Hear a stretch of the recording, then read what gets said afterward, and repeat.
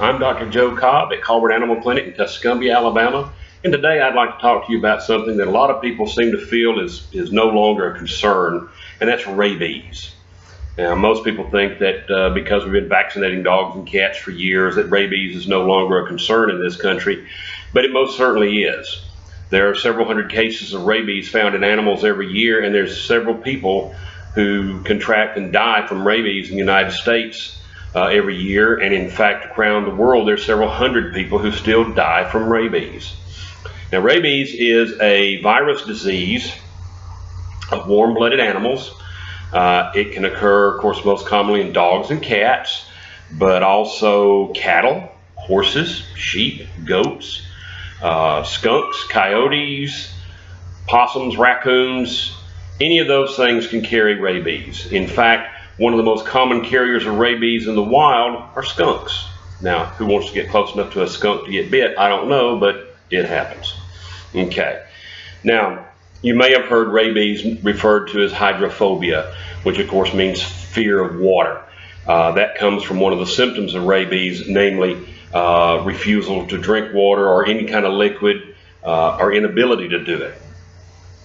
Now, if you have an animal that has rabies, there are typically three stages, I'm sorry. The first is what's called the prodromal stage, where there's really just no symptoms much at all. They may act a little different, be a little more standoffish. If it's a dog, the bark may change. A dog that's normally friendly may start becoming less friendly. An animal that's not friendly may all of a sudden want to be all over you. Then it progresses into what's called the furious stage, and that's pretty much what it sounds like. The animal will become vicious. They will attack people, other animals, inanimate objects. It's not a very pretty sight, and that's when they're most dangerous. This progresses into the paralytic stage, where the animal basically becomes recumbent, can't get up, can't do anything. Death is just a matter of a few hours away from that. Now, how do they get rabies? Rabies is almost always contracted from a bite from an animal that's infected. Okay, so typically people will get it from a wild animal or even one of their pets that's contracted rabies. The virus is actually carried in the saliva. It's not in the bloodstream. You're not typically going to get it from any other way but a bite. There have been a couple of odd cases. There were some people who contracted rabies they were cave explorers, and they went into a cave with a lot of bats, and some of the bats were infected, and apparently when they died and fell on the floor and decomposed, some of the tissue, brain tissue and so forth, was in the dust, and these people inhaled it and got into their nasal passages, which is connected obviously to the nervous system, and they contracted rabies that way. But that's unusual. That's one of those things that you just kind of like to put on TV or whatever, because it's so unusual.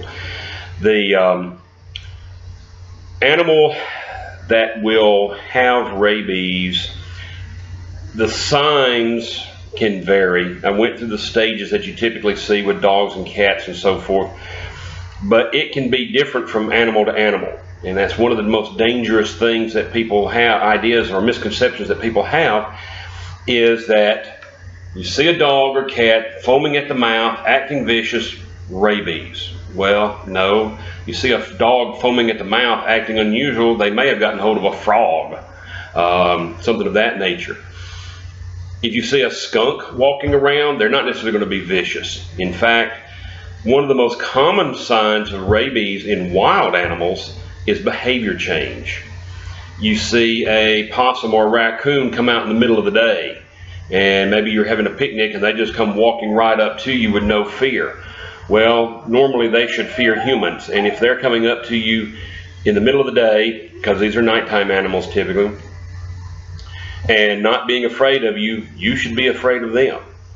Cattle, one of the most common signs of rabies in cattle is choking, inability to swallow.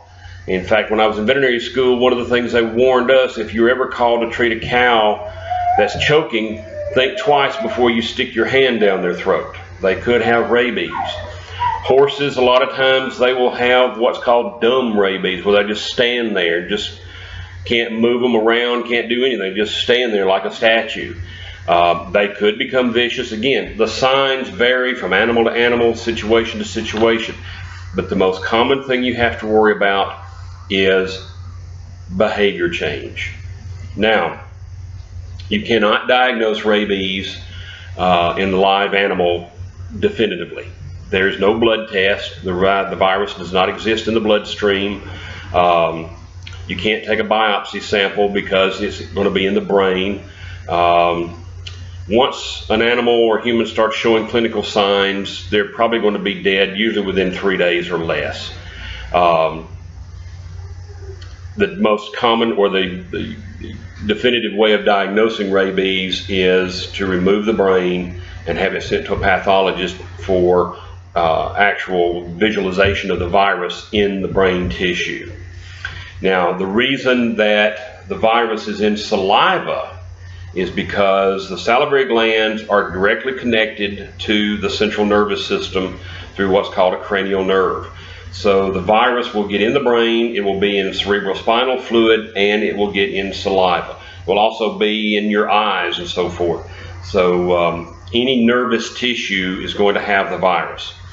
Now, if your dog or cat has been exposed to rabies, suppose they were bitten by a stray dog, you don't know anything about this stray dog. If your dog or cat has been vaccinated for rabies, typically what will happen is it will be required to be confined, generally at a veterinarian's office or a shelter or something of that nature, a secure facility, for 10 days. That's the reason for that is they have never known of a case where the virus was being shed less than 10 days after exposure. So if your animal has been bitten by another animal, we know it's going, if it makes it through 10 days without showing signs of rabies, then it probably hasn't been exposed. Okay. The unvaccinated animal may, I haven't seen this happen, but it may be required to be confined for up to 6 months. So be sure your animals are vaccinated for a couple of reasons. A, it's law in every state in the United States. All dogs and cats must be vaccinated if they're 3 months or older.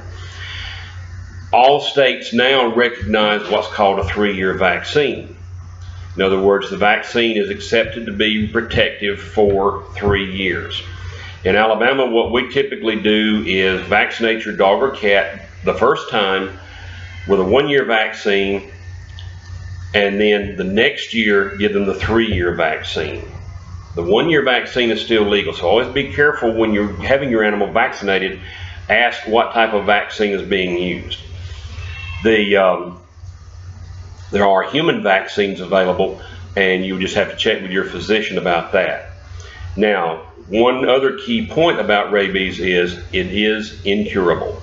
It is almost 100% fatal in animals and humans. I think there's only been maybe 2 or 3 humans who have survived rabies, and none of them had good stories to tell afterwards. They had neurological damage. I think one ended up being basically in a vegetative state. I don't know of any animals that have survived. There probably has been, but again, the possibility of side effects and so forth is great. Now, in humans, if you do contract rabies or been exposed, what they try to do is basically give you an accelerated course of vaccinations to stimulate your immune system to fight the disease off. There is no cure, dogs or animals or humans.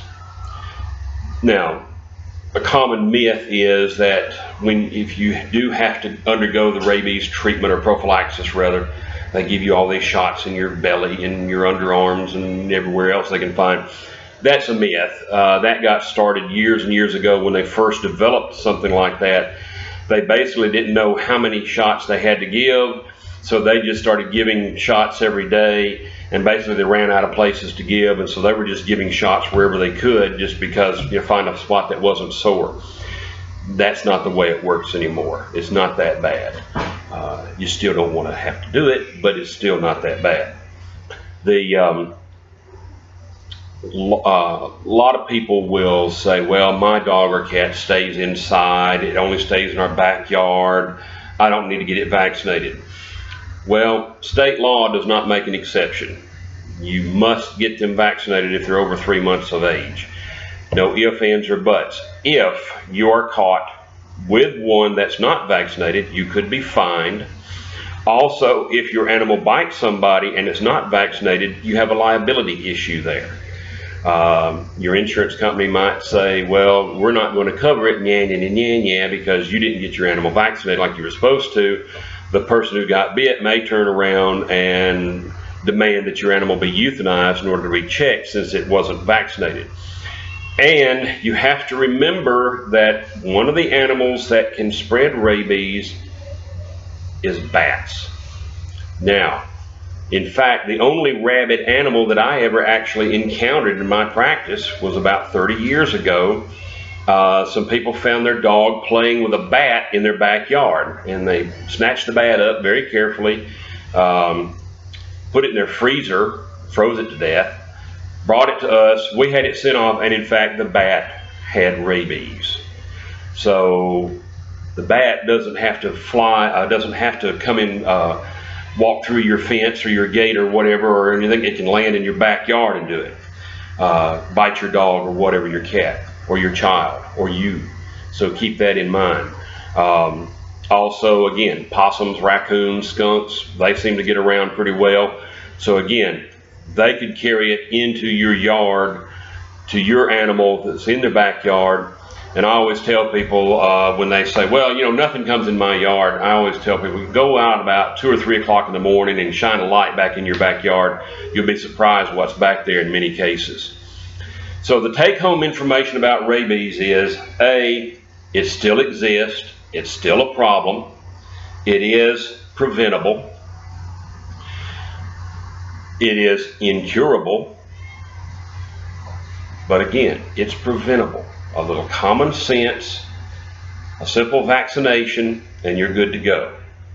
Now, if you have any questions, feel free to call me at Cobb Animal Clinic, 256-381-6210. We'll be glad to answer any questions you may have. Thank you.